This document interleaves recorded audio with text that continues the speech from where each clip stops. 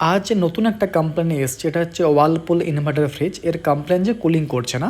তো আমি আগে কম্প্রেসর চেক করেছি যে কম্প্রেসর ঠিক আছে কিনা। কম্প্রেসর কিন্তু ভ্যালু ওকে আছে। তো কী করে চেক করবো এখানে কী খারাপ হয়েছে, তাই আমাকে পিসিবি চেক করতে হবে। তো এখন চেক করছি যে পিসিবিতে ইনপুট আসছে কিনা 240 বা 220 যা হোক, ইনপুট কিন্তু আসছে।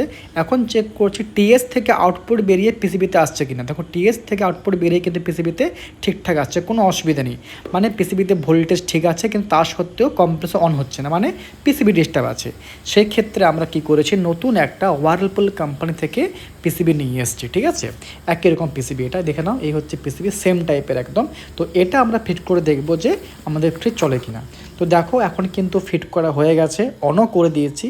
অ্যাম্পিয়ার মিটার লাগিয়েছি আমি, 0.4952 অ্যাম্পিয়ার নিচ্ছে, মানে ফুল লোডে প্রায় আমাদের কম্প্রেসর চলে আসছে।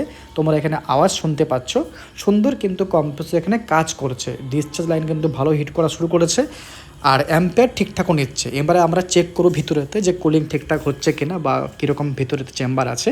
তো দেখো ভিতরে কিন্তু সুন্দর কুলিং শুরু হয়ে গেছে। তোমরা একটু পরে আওয়াজ পাবে যে রেফ্রিজারেন্টটা ফ্লো হচ্ছে, ওর কিন্তু আওয়াজটা সুন্দর শোনা যায় ওয়ালপুলের ক্ষেত্রে।